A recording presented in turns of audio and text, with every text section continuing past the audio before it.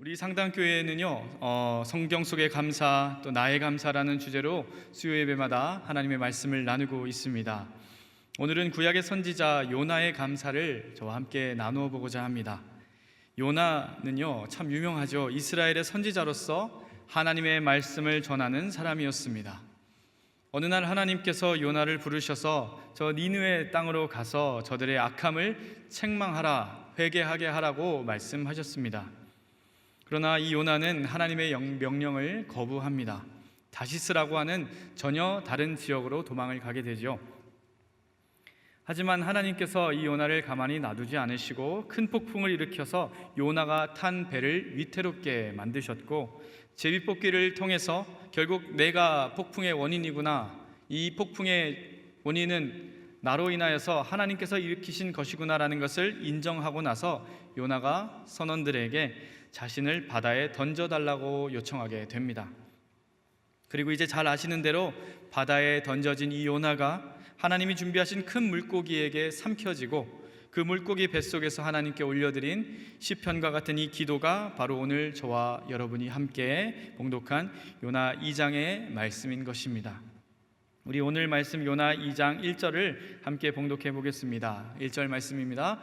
요나가 물고기 뱃속에서 그의 하나님 여호와께 기도하여. 물고기 뱃속에서 죽지 않고 지금 살아 있습니다. 그리고 하나님께 기도했다라고 말씀을 기록하고 있죠. 마치 동화 속 이야기 같습니다. 그래서 어린아이들이 교회 학교에서도 참 좋아하는 이야기 말씀이기도 합니다. 또 어떤 이들은 이것을 비슷한 여러 세계의 신화나 전설과 연관을 지어서 상징적인 것이다, 상상력을 발휘한 것이다, 가미한 이야기다 라고 이야기를 하기도 합니다. 또 어떤 이들은 그래도 이것은 성경에 기록된 이야기이니 우리가 믿어야지 하면서 어떻게든 믿기 위해서 애를 쓰기도 합니다. 여러 가지 과학적인 또 여러 가지 합리적인 설명을 시도하면서 향유고래 같은 큰 고래가 잡아먹었으면 살아있지 않을까? 더 큰 물고기가 있지도 않았을까?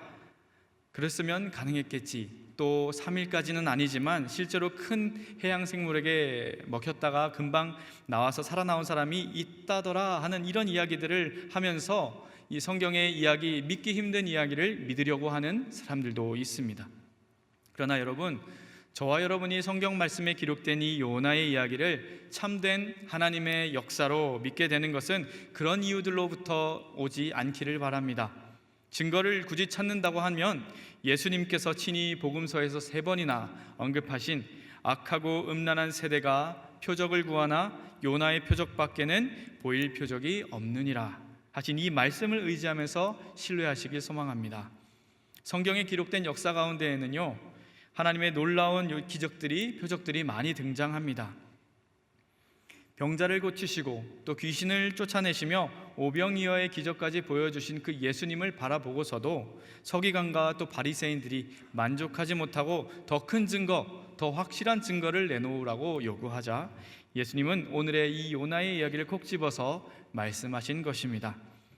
하나님께서 역사 가운데에서 예수님께서 이 땅에 살아가시면서 보여주신 그 역사 가운데 표적을 일으키시는 그 목적은 결코 사람의 호기심이나 요구를 만족시키기 위함이 아니라는 말씀입니다. 이 여러 가지 표적들과 역사를 통하여서 하나님의 영광을 드러내는 것이 가장 우선이고, 또한 그것을 통하여서 사랑하는 자기 백성들을 살리시기 위하심이라는 것입니다. 오늘 저와 여러분도 이 하나님의 말씀에 마음의 문을 활짝 열고 함께 예배 드리시기를 소망합니다. 조금 전에 함께 읽은 이 1절 말씀에 요나가 물고기 뱃속에서 그의 하나님 여호와께 이렇게 기도했다고 기록된 것처럼 말씀 속에 그 요나의 하나님이 오늘 나의 하나님 여호와가 되어주셔서 오늘 나에게 주실 하나님의 뜻, 오늘 하나님께서 나에게 알려주실 하나님의 계획을 듣게 하실 줄로 믿습니다. 이어서 오늘 요나 2장 9절의 말씀도 함께 읽어보도록 하겠습니다. 9절 말씀입니다. 시작. 나는 감사하는 목소리로 주께 제사를 드리며 나의 선을 주께 갚겠나이다. 구원은 여호와께 속하였나이다 하니라. 아멘. 요나서에 단 한 번 유일하게 등장하는 감사라는 단어입니다. 요나의 하나님이 오늘 나의 하나님이 되셨다면 요나의 감사도 그저 성경 말씀 속의 요나의 감사로 끝나는 것이 아니라 오 주님 나도 감사합니다, 나의 감사로 고백되는 그 열매가 오늘 이 시간 맺어지기를 간절히 소망합니다. 요나의 감사가 오늘 나의 감사로, 오 나의 감사로 맺어지기 위해서 우선 우리가 물고기 뱃속에 들어가 있을 그 당시의 요나의 상태가 어떠했는가를 한번 살펴볼 필요가 있습니다. 요나서 2장 3절 말씀을 우리 함께 봉독해 보겠습니다. 3절입니다. 주께서 나를 깊음 속 바다 가운데에 던지셨으므로 큰 물이 나를 둘렀고 주의 파도와 큰 물결이 다 내 위에 넘쳤나이다. 3절 말씀에서 요나는 주께서 나를 바다 가운데 던지셨다라고 말하고 있습니다. 그런데 여러분이 알고 계신 실제는 어떻습니까? 1장 12절의 말씀을 보시면 그가 대답하되 나를 들어 바다에 던지라 이렇게 이야기하고 있습니다. 그리하면 바다가 너희를 위하여 잔잔하리라. 요나 자신이 선원들에게, 배 탄 사람들에게 나를 던지라고 요청한 것이죠. 비슷한 이야기가 바로 이어집니다. 2장 4절의 말씀인데요, 함께 읽어보겠습니다. 2장 4절 말씀입니다. 시작. 내가 말하기를 내가 주의 목전에서 쫓겨났을지라도 다시 주의 성전을 바라보겠다 하였나이다. 네, 하나님께서 쫓아내셨다고 합니다. 내가 주의 목전에서 쫓겨났다고 하죠. 그러나 그것도 요나 1장 3절의 상반절만 딱 읽어보시면 그러나 요나가 여호와의 얼굴을 피하려고 일어나 다시스로 도망하려 하여 이렇게 기록합니다. 요나는 하나님이 빠뜨리신 것이 아니고 하나님께서 쫓아내신 것이 아니고 자기의 선택으로 인해서 하나님과 관계를 스스로 멀리해 버리고 만 것입니다. 이러한 요나의 모습 여러분 한번 생각해 보십시오. 어떻게 보이십니까? 만군의 여호와 하나님을 또 내가 선지자로서 믿는 사람으로서 신뢰하지 못하고 낮아진 이 영적인 자존감을 발견하게 됩니다. 하나님의 명령보다는 지금 나의 처한 상황을 먼저 바라보게 됩니다. 애국심이 앞섰던 것 같습니다. 요나는 이방 민족인 그 니느웨가 하나님의 심판을 받아서 멸망하기를 원했지 그들이 회개하고 구원받는 것을 원치 않았습니다. 우리 민족을 잔인하게 공격하고 죽인 그 원수의 민족에게 내가 구원의 메신저가 되어준다? 정말 받아들이기 어려운 문제였던 것입니다. 그리고 울며 겨자 먹기로 내가 그곳에 간다 하더라도 듣기나 할까? 그곳에 가서 그들이 내 말을 듣고 나를 살려 주기나 할까 하는 마음이 들였을지도 모릅니다. 이런 마음으로 요나는 하나님께서 친히 부르신 그 부르심을 외면하고 자신의 길을 선택해서 떠난 것입니다.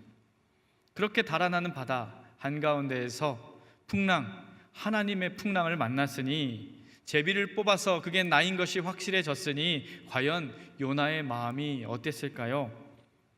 이제 나의 불순종, 나의 실패, 내가 선택한 하나님의 길이 아니라 사람의 길, 그 결과가 이렇게 마무리되는구나, 이렇게 끝나는구나, 더 이상 가망이 없음을 느끼고 자기 자신을 이제 스스로 포기하게 됩니다.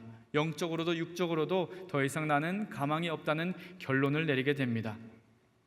하나님께서도 이제 더 이상 나를 사용하지 않으실 것이라는 자신만의 생각의 늪에 사로잡혀 있었을 것입니다. 결국 요나는 앞서 말씀드린 대로 사람들에게 나를 바다에 던져달라 요청하게 되는 것입니다. 하나님은 요나에게 찾아오셔서 부르실 때처럼 너를 버렸다, 너와 나는 이제 단절되었다, 끝났다, 포기했다 말씀하시지 않으셨지만 이 영적인 자존감이 무너져 버리게 되면 스스로 포기하고 종료 버튼을 눌러버리는 안타까운 일이 신앙생활 가운데, 믿음 생활 가운데 생기게 된다는 것입니다. 내가 부족하다, 약하다, 난 더 이상 할 수 없다, 잘하는 다른 이들을 비교해 보면서 내가 너무나도 부족해 보인다, 이제 나는 물러나야지 하는 나름의 평가와 판단을 내리고 자존감 없는 결단으로 내려놓아 버린다면 우리는 우리 믿음 생활에 큰 위기를 경험하게 됩니다. 지난주 토요일에 제가 섬기는 사랑하는 고등부 학생들 중에 3학년 아이들이 목사님 잠깐 저 좀 뵐 수 있을까요? 하고 단체로 저를 찾아왔습니다. 그 이유가 무엇이었냐면 크리스마스 전야에 고등부가 교회에 모여서 1박을 할 수 있게 허락해 달라는 것이었습니다. 그동안 매년 해왔습니다. 그런데 옛날처럼 새벽송이 있는 것도 아니고 다음 날에 예배도 있기 때문에 성탄의 진정한 의미가 없이 친구들끼리 밤새 노는 것을 저는 그렇게 좋게 보지 않았기 때문에 저도 저희 부장님도 같은 마음이었기 때문에 허락하지 않는 분위기였습니다. 그런데 이 친구들이요, 그냥 목사님 해주세요 하고 조르러 온 게 아니라 프리젠테이션으로 모니터까지 준비해 와서 우리가 크리스마스 전야의 행사를 해야 하는 이유라는 주제로 저에게 발표를 하고 있는 것이 아니겠습니까? 이전과 다르게 성탄의 의미를 맞이하면서 거기에 맞게 하루를 보내겠습니다. 예배를 드리고 또 함께 찬양하고 그에 걸맞은 프로그램을 이렇게 저렇게 준비해서 잘 프로그램을 만들어 보겠습니다. 그리고 다음날 예배에 방해되지 않도록 밤을 새지 않고 어느 시간이 되면 취침을 하도록 하겠습니다 하고 계획까지 다 해서 고개를 끄덕끄덕 거리면서 그 3학년 친구들이 저에게 간절한 눈빛을 보내는 것입니다. 아이들의 정성도 알았고 이 아이들이 한다고 하면 이미 제가 이 아이들을 1년 넘게 지켜보면서 찬양 실력도 연주 실력도 예배하는 태도도 그리고 어떤 프로그램을 맡아서 준비할 때 얼마나 뛰어나게 잘하는지도 제가 알고 있기 때문에 어떻게 제가 대답을 해주었을까요? 저도 부장님도 그러면 선생님들이 지도해 주시는 가운데에 진행할 수 있도록 허락을 해주었습니다. 그러면서 이 시절 이 나이쯤에 내가 어땠는지 20살 언저리에 넘어가는 이때의 저의 모습은 어땠는지를 한번 돌아보게 되었습니다. 이 아이들의 때에 저만한 경험이 있었나? 이 아이들과 같은 실력이 있었나? 이 아이들과 같은 추진력이, 프로그램 진행 능력이 있었나? 하고 말입니다. 그랬는데요, 떠올려 보니까 저는 저의 부족함, 열등감으로 가득했던 20대 초반의 시절을 보냈던 것 같습니다. 초등학교 5학년 때 교회 학교 전체를 다 합쳐서 7명이었던 모교회에서 첫 예배를 드린 것을 저는 기억하고 있습니다. 그렇게 자라서 저는요, 아무도 없는 중등부의 첫 번째 중등부 학생이 되었고요, 아무도 없는 고등부의 첫 번째 고등부 학생이 되었습니다. 그렇게 학생들이 차츰차츰 성장하고 전도도 하여서 좀 아이들이 늘어나기는 했지만 정말 20명이 넘어본 적이 없는 예배를 거의 6년, 10년간 드렸던 것 같습니다. 학생들이 성장하면서 예배드리는 것은 그럼에도 즐거웠습니다. 때로는 홀로 기도하는 것, 때로는 친구들과 손잡고 함께 밤새워 교회에서 기도하는 것이 너무 행복했습니다. 새벽에 교회 현관문을 여는 것도 너무 좋았고요, 지붕에 쌓인 낙엽을 사다리 타고 올라가서 제거하는 그때 그 시절도 너무 재미있었고, 비가 새는 강단 한 구덩이 한 구석에 제가 양동이를 시간에 맞춰서 딱딱딱 바꾸는 것, 몇 분쯤 되면 물이 찬다라는 것을 이미 알고 있어서 그 바꿔놨는 실력도 점점 쌓여가고요, 교회에서 쌓여가는 모든 추억 하나하나가 저에게 기쁨이고 교회를 너무나도 사랑하게 된, 덩달아 하나님을 너무나도 사랑하게 된 계기가 되었습니다. 그렇게 20살이 되었습니다.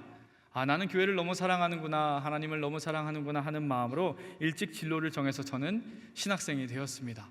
20살의 신학생이 되어서 교회를 너무 사랑하는 마음에 또 목회를 하시는 저희 담임 목사님이었던 아버지를 너무나도 존경하는 마음에 신학교에 딱 들어가서 첫 달을 보내는데, 입학을 하고 나랑 똑같이 갓 20살이 된 동기들을 바라보니까 그 어린 마음에 내가 잘못 왔나? 라는 생각이 갑자기 드는 것입니다. 저는 그저 교회 사랑하는 마음과 제가 할 수 있는 기술은 교회를 열심히 갈고 닦고 청소하고 같이 기도하는 것뿐이었는데, 이미 20살이 된 갓 20살이 된 이 친구들에게 말씀에 대한 이해도 뿐만 아니라 찬양 실력, 찬양 인도 실력, 악기 연주, 음향을 다루는 것, 프로그램 기획 능력까지 너무나도 탁월한 것이 가득한 친구들로 그 안에 모여 있었던 것입니다. 제가 가지고 있는 것은 무엇이었을까요? 사다리 타는 실력, 교회벽에 넝쿨을 가장 빠르게 안전하게 제거하는 능력, 배수관에 쌓인 낙엽을 한 번에 효과적으로 끄집어내는 기술, 그 중에 거기서 하나도 제가 보여줄 수 있는 것은 없더라고요. 지금은 하나님의 일을 감당하는 데에 무엇이 더 중요한가를 너무나도 잘 알고 있기 때문에 이렇게 웃으면서 이야기하지만, 당시에는요, 그들과 내가 출발선부터 다른데 내가 오지 못할 곳에 온 것은 아닌가 하는 깊은 고민이 들었습니다. 새로운 진로를 고민하고 저는 입학 한 학기 만에 휴학을 하기도 했습니다. 거기서 제가 다른 길로 계속 가버렸다면 아마 저와 여러분이 이 공간에서 함께 예배드리지는 않겠지요. 하나님께서는 가장 필요한 것이 무엇인지, 또 하나님의 일을 하고자 하는 사람에게 원하시는 것이 무엇인지를 하루하루 제가 휴학하는 동안에 깨닫게 해주시면서 다시 제가 걸어가야 할 자리로 불러 세워주셨습니다. 제가 배우지 못한 것, 채우지 못한 것, 익히지 못한 것, 사역의 순간순간 하나님께서 다양한 곳에, 필요한 곳에 보내시면서 지금 이 자리까지 함께 다음 세대를 섬길 수 있게, 너무나도 부족하지만 하나님의 말씀을 들고 섬길 수 있게, 선포할 수 있게 하나님께서 인도해 주셨습니다. 오늘 말씀 이 당시에도요, 요나와 동시대에 사역했던 선지자들이 있었어요. 호세아와 아모스라는 선지자입니다. 호세아는 어떤 선지자였습니까? 하나님의 명령을 받아서 음란한 아내 고밀과 결혼하고 그 이스라엘 전체의 불신앙과 영적 간음을 강력하게 외치고 책망하면서 삶으로, 모든 것으로 세상에 보여주었던 하나님의 사람이었습니다. 또 아모스는 어떤 사람입니까? 정의와 공의, 이것을 외치면서 부유층의 부패에 대해서, 가난한 자들을 억압하는 자들을 향하여서 강하게 비판하고 하나님의 말씀을 외쳤던 사람입니다. 그 당대의 강력한 왕이나 부유층, 기득권층의 반발에 아랑곳하지 않고 담대하게 하나님의 말씀을 선포했던 선지자들이 당대에 살고 있었습니다. 앞선 시대를 살아온 선지자들의 역사들, 훌륭한 믿음의 선배들, 또 동시대를 살며 사명을 감당하는 훌륭한 다른 선지자들의 행보들, 요나는 더 이상 하나님을 마주할 용기도, 또 선지자 자기 자신을 바라보면서 한 사람의 신앙인으로서도 나는 안 되겠구나, 자신은 끝났다고 생각할 수밖에 없었을 환경이었을지 모릅니다. 풍랑 속에서 사람들은 갑판에 올라가서 각자 신에게 간절히 살려달라고 기도할 때 요나는 배 아래층에서 눈을 감고 잠을 청하고 있지 않았습니까? 그리고 결국 나 자신을 물에 던져주십시오 라고 말하면서 선지자로서의 삶도, 나의 육신도, 하나님과의 관계도 이렇게 마무리 지으려고 합니다. 그러나 여러분, 그것은 누구의 결론입니까? 하나님의 결정이 아닙니다. 요나의 결론이고 요나의 포기입니다. 이 이야기의 마지막을 이미 알고 있는 저와 여러분은 하나님이 단 한 번도 요나를 포기한 적이 없으심을 알고 있습니다.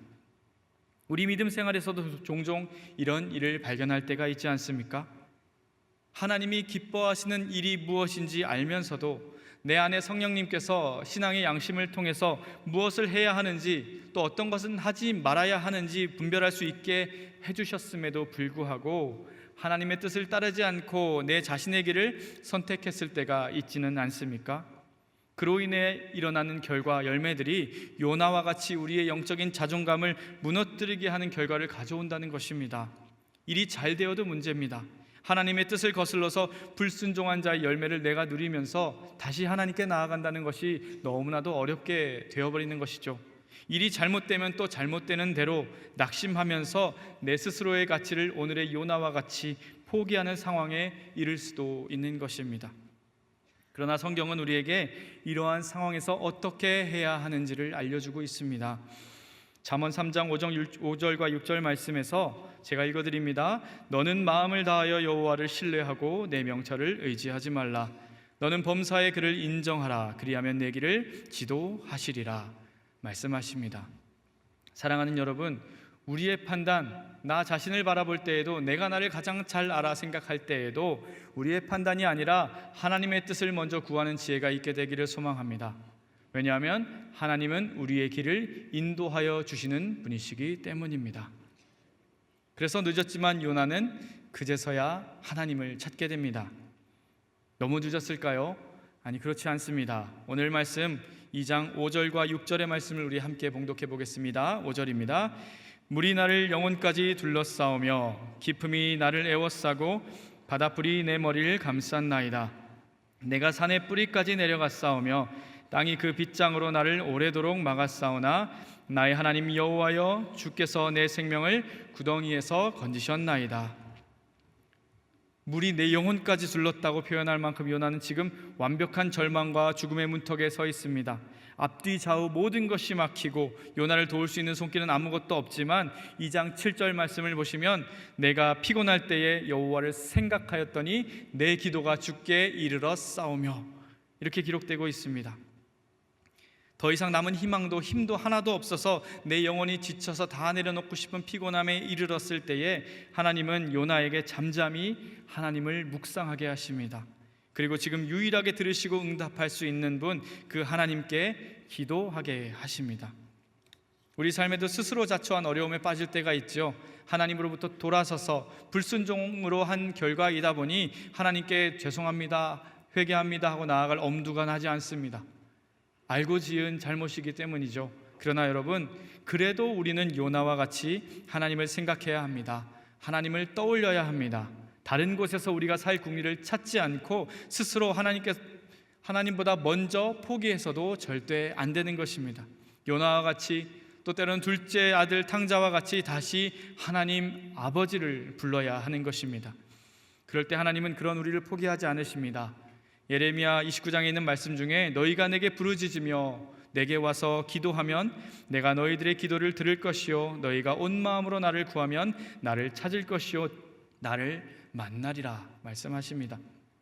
우리 믿음의 여정이 하나님과 동행하며 늘 영적으로 교제하는 것이 된다면 최고이겠지만, 비록 그렇지 못하고 가장 멀고 가장 깊고 가장 어두운 곳에 내가 있더라도 여러분 괜찮습니다. 거기에도 하나님이 계시기 때문입니다. 우리 기도를 들으시고 우리가 먼저 포기하지 않는 한 하나님은 또 한 번 구원의 손길을 내밀어 주시는, 우리에게 생명 주시기까지 사랑하시는 저와 여러분 되시기를, 그 하나님을 믿고 신뢰하게 되는 저와 여러분 될 수 있기를 주님 안에서 사랑하며 축복합니다. 그런 하나님을 만났으니 요나의 입술에서 나올 수 있는 것이 무엇입니까? 감사밖에 없는 것입니다. 요나 2장 8절과 9절 말씀에 거짓되고 헛된 것을 숭상하는 모든 자는 베푸시는 애를 버렸사오나 나는 감사하는 목소리로 주께 제사를 드리며 나의 서원을 주께 갚겠나이다. 구원은 여호와께 속하였나이다 하니라. 이렇게 고백하고 있지요. 요나에게 감사의 조건은요, 우리가 생각하는 화려하고 풍성하고 대단한 것이 아닙니다. 요나에게 허락된 것은 아무것도 없습니다. 단 하나, 호흡, 내가 지금 생명이 유지되는 것, 그거 하나뿐입니다. 그러나 요나는 이제 그 호흡 하나만으로도 감사할 수 있게 된 것입니다. 그것마저도 자격 없는 나에게 허락하신 하나님의 은혜를 요나는 알기 때문입니다. 사랑하는 여러분, 나에게 허락한 것이 그저 물고기 뱃속에서 숨쉬는 호흡 하나뿐이라 할지라도 그 호흡 하나로, 가까스로 생명을 유지하는 그것 하나로 하나님께 제사를 드리며, 우리는 하나님께 예배를 드리며 하나님께 감사합니다 고백할 수 있는 믿음의 사람들, 저와 여러분 다 될 수 있기를 주님 안에서 축복합니다. 여기서 날 꺼내시든 생명을 거두어 가시든 구원은 여호와 하나님께 속했습니다. 그리고 그 은혜에 감사하며 서원하겠습니다. 요나와 같은 감사와 서원과 순종을 해나가는 우리의 믿음 생활이 될 수 있기를 간절히 소망합니다. 서원은 하나님께, 하나님의 말씀에 순종하겠습니다 하는 약속인 것입니다. 우리는 우리가 가진 것들로 더 많은 것을 누리고 나서 나중에가 아니라 지금 이 순간에 내가 할 수 있는 최선으로 하나님께 영적 예배를 올려드려야 하는 거룩한 산 제물이 될 수 있어야 합니다. 사랑하는 여러분, 우리 마지막으로 요나 2장 10절의 말씀을 함께 봉독해 보겠습니다. 여호와께서 그 물고기에게 말씀하시매 요나를 육지에 더하니라. 이렇게 하나님은 요나를 다시 사명의 자리로 돌려보내셨습니다. 감사의 고백을 한 요나를 다시 하나님의 일을 함께하는 하나님의 사람으로 불러 세워주셨습니다. 니느웨로 가서 말씀을 전하고요, 아직 부족해서 하나님께 다시 짜증을 내기도 하고 화를 내기도 하지만 사흘 길을 걸어야 하는 그 큰 성읍을 하루만 걸어도 모든 성읍에 있는 이들이 회개할 수 있는 놀라운 역사를 요나를 통해서 하나님은 이루어 가셨습니다. 오래 참으시는 요나의 하나님, 그리고 우리 하나님은 요나도 포기하지 않으시고 이곳에 있는 저와 여러분 모두를 마지막까지 포기하지 않으시는 하나님이십니다. 요나서 마지막 4장 11절 말씀은 이렇게 마무리가 됩니다. 하물며 이 큰 성읍 니느웨에는 좌우를 분별하지 못하는 자가 12만여 명이요 가축도 많이 있나니 내가 어찌 아끼지 아니하겠느냐 하시니라. 사랑하는 여러분, 자기에 대한 불신과 하나님의 불순종에도 불구하고 하나님은 요나를 통해서 일하시기로 결정하시고 계속해서 함께하여 주십니다. 이 말씀이 오늘 우리에게 다가올 때 얼마나 큰 위로와 소망이 되는지 모릅니다. 하나님이 멈추라 하시기 전까지 여러분, 우리는 우리의 가치를 섣불리 판단하고 멈추지 않으시기를 소망합니다. 하나님께서 지금 오늘 나에게 생명을 주시고 호흡을 주셨다면 그것은 하나님이 오늘도 우리를 통하여서 어떤 일인가를 이루어 나가기를 원하신다는 이야기입니다. 하나님의 계획을 구하며 하루하루 순종의 한 걸음, 말씀을 읽으며 그 말씀을 따라가는 순종의 한 걸음 한 걸음을 함께 걸어나가는 우리 상당의 모든 성도님들 될 수 있기를 소망합니다. 나이가 너무 어려서, 너무 연로해서, 신앙의 연수가 짧아서, 지혜가 부족해서, 능력이 부족해서 못할 이유를 하나하나 찾으면 한도 끝도 없습니다. 그러나 그것은 우리의 판단이고 사람의 기준일 뿐입니다. 하나님이 일하시고자 한다면 언제든지 무엇이든지 지금 상황이 깊은 바닷속 물고기 뱃속 같을지라도 얼마든지 귀하게 쓰임받을 수 있는 여러분이심을 신뢰하시기를 소망합니다. 특별히 대림절을 보내며 함께 묵상하시기 바랍니다. 우리에게 가장 큰 은혜, 아무것도 받을 수 없는 죄인인 우리에게 주신 예수 그리스도의 그 큰 은혜를 묵상하시면서 은혜를 깨닫는 자로서 감사하기를 멈추지 않으시고 그 감사의 열매로 하나님께 순종의 열매를 아름답게 맺어 올려드리는 저와 여러분의 모든 믿음 생활 될 수 있기를 주님 안에서 축복합니다. 사랑과 은혜가 충만하신 아버지 하나님, 모든 것이 하나님의 은혜입니다. 죽을 수밖에 없는 자들이 주님을 알게 하시고 또 예배하게 하시고 자녀 삼아 주시니 그 은혜를 다 말할 수가 없습니다. 그 주신 은혜에 감사하면서 이 땅을 딛고 살아가는 모든 순간이 하나님의 영광만을 드러내는 삶이 되게 하여 주시옵소서. 가진 것도 없고 또 작고 연약해 보일지라도 우리 하나님께서 포기하지 않으시면 우리를 통해 이루실 하나님의 놀라운 역사가 있을 줄로 믿습니다. 주신 호흡, 주신 생명, 아주 작은 것부터 감사할 줄 알게 하여 주시고 그 감사가 아름다운 순종의 열매로 맺어지는 우리의 인생 되게 하여 주시옵소서. 감사드립니다. 살아계신 우리 주 예수 그리스도의 이름으로 기도드립니다. 아멘.